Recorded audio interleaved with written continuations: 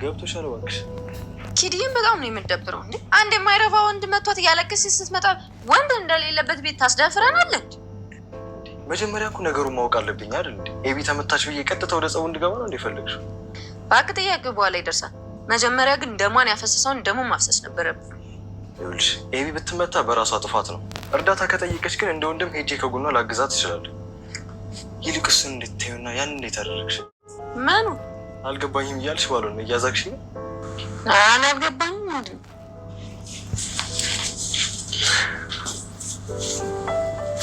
ግን ዳጣ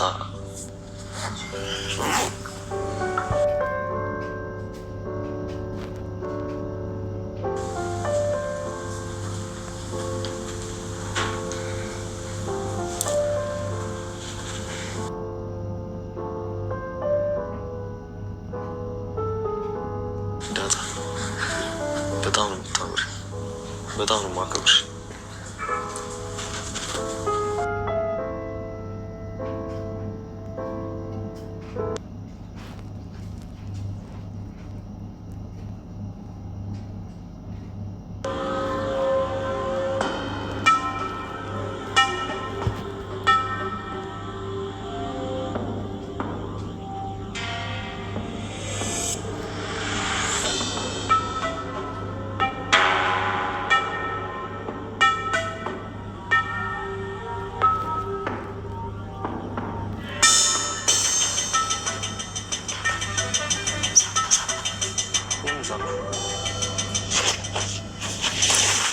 ሰላም ዳጣን እንግዲህ አፋጣ ይዛት ነበረ። እሱም አንቺ ማነሽ፣ ከየት ነሽ፣ ወዴት ነሽ የሚል ከባድ ጥያቄ ነበር የጠየቀቻት።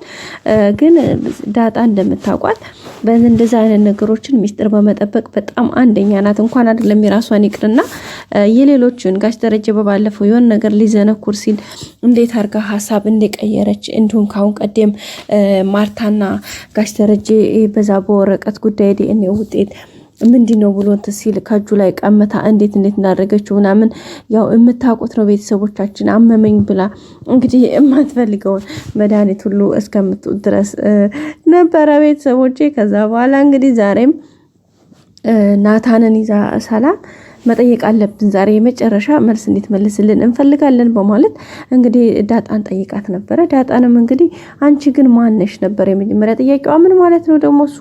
እኔ ምን ማለት ነው እንዴ? ምንድነው ሰላምዬ ምናምን ብላት ነበረ። ዛሬ ተረጋግተሽ የጠየቁሽን ጥያቄ እንድትመልሽልኝ እፈልጋለሁ አንዴ አንድ ነበር ያለቻት።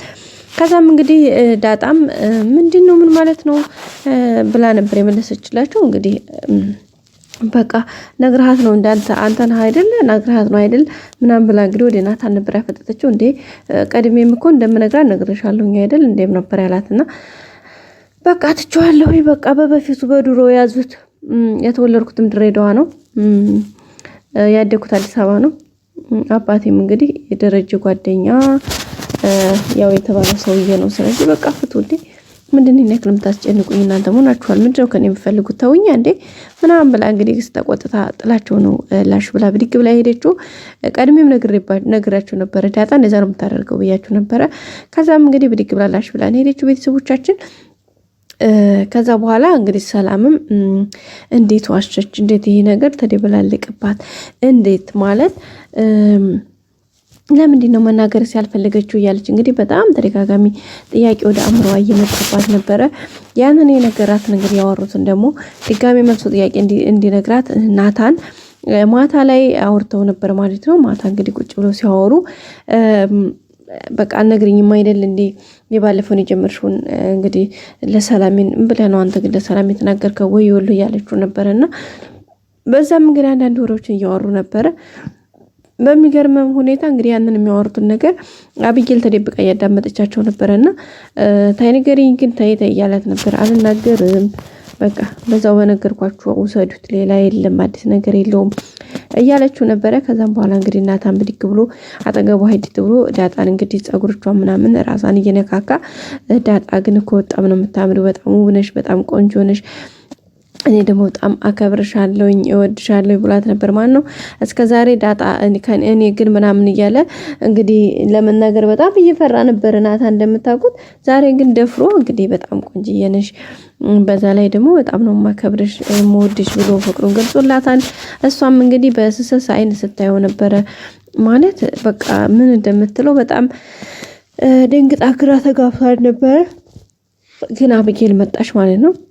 አብጌል መጣች። ከዛም እንግዲህ ተነሳው ቀጥታ ዳጣ ብድግ ብላ ስትመጣባት መጣችልህ ብላ ነው ተስተሄደችው ደራደሩ ብላ። አብጌልም እንግዲህ ከመጣች በኋላ አጠገቡ ቁጭ ስትል ናታን ደግሞ ጥሏት ነው የሄደው። ከዛም ተከትለው ቀጥታ ክላሱ ነበር የሄደችው። ክላሱ ስትገባ ምን ፈልገሽ መጣሽ? ምን ትሰራለሽ? ቁጭ ልተኛ ነው ነበር ያላትና ኧረ እባክህ ከነዛ ስትንሾካሾቁ የቆያችሁት ምንድነው? ሲቀጥል ደግሞ ለሰላም የነገርካት ምንድነው? ዳጣ ምን አውርታህ ነው? ስለዚህ ና ተናገር አለችው ማለት ነው። እሱም ደግሞ ለምን እናገራለሁ ያወራቸው የለም ሲጀመር ያለች ደግሞ አብጌል መቷት ያ ሰውየው ሲመጣ ለምንድን ነው ዝም ያልከው? ማለት ለምን ሄደህ እንትን አላልክላትም ብላ ነው ያለችኝ። ሌላ አዲስ ነገር የለም ስላት አይ ከሱ ሌላ ሊያወራችሁት ለምንድን ነው እኔን የምታገሉኝ? የቤት ያደረጋችሁኝ ስለዚህ መናገር አለብህ ብለው ነበረ ነው እንዴ? አልናገርም፣ ምንም አላየሁም፣ ምንም አልሰማሁም፣ ምንም አልናገርም ሲላት እንግዲህ አብጌል በጣም ተናዳ ስትንሾካሾኩ ነበር። ደግሞ ደክስ የሚለው ነገር ዳጣ አትፈልግህም አንተን በጣም የሌለ ነው የምትጸየፍህ ነበር ያለችው። እሱ አንቺን አይመለከትሽም ዝም ብለሽ ውጪ ነበር ያላትና ደግሞ ታውቃለህ አይደል ትምህርት እንደጨረስክ እኮ እኔ እናንተ ተጋብተን በአንድ ላይ ነው ምን ሆኖ እማዬ ስለዚህ ነገር ነግርሃለች አይደል ነበር ያልኩት። እማዬ እንደዚህ አይነት ነገር ሀሳብ አታስብም፣ ቢሆንም ደግሞ እሱ እኔ አይመለከተኝም፣ ለማንኛውም ውጪ ነበር ያላት። እሱም የማይቀር ነው አስብበት ብላ እንግዲህ እንደማስገደድ ቃል ነው ተናግራው እንትን ያለችው። ከዛ ሊቀጥልህ ደግሞ ከዳጣ ጋር እሾካሾካለሁ ካልክ እኔ የመጨረሻ አናቷን ነው መፈነክትልህ ነበር ያለችው። እንግዲህ እሱም ሳቅ ብሎ ነው የሸኛት። ቤተሰቦቻችን ለእሷ መድኃኒቷ ያው አፍቃሪዋ አርጁ የሚባለው ልጅ ነው እንግዲህ የህንድ ጣዖት የሚጠራው ልጅ እንግዲህ እሱ ደህና አድርጎ በቦክስ አገናጭሮ ነበር የለቀቃት። ሲያሪስጠውና የሌለ ነው ያገናጭራት ነው የምላችሁ። ምክንያቱም ሂዳ ዛፋን ስትከፍት እንደነን አታንና እንዲያጣ መስሏት እንግዲህ ደህና አርጎ በቦክስ አግቦጥምጦ ነው የሰደዳት። ደህና ፌንት በልታ በደም እስከምትሆን ድረስ ነው ያቀመሳት ማለት ነው። ከዛም ስትመጣ እንግዲህ ወይዘሮ ማርታ በጣም የተናደደችው ያው እናትነት አንጂት ስለሆነ እንዴት ልጅን እንደዚህ እንዴት አድርጎ ይማታታል ለምን ምናምን ብላ እንግዲህ ቀውጣው ነበረ። ያው ግን ጋሽ ደረጀ ደግሞ ሚስጥሩ ስለገባው ማለት እሷ የምታረፈልኝ ስላላደለች በሱ መፍረድ አይቻልም፣ የኛው አስጥፋተኛ ብትሆን እያላት ነበርና ምንስ ያክል ብታጠፋ ሴት ልጅ አይደለች እንዴ? እንዴት ሴት ልጅ ላይ እጁን ያነሳል እያለች ነበር ወይዘሮ ማርታም እንግዲህ ስትናደድ የነበረው። በጣም ነው የተናደደችው እውነት ለመናገር ከሚባለው በላይ። ያው በእርግጥ ያናድዳል፣ እናት አይደለች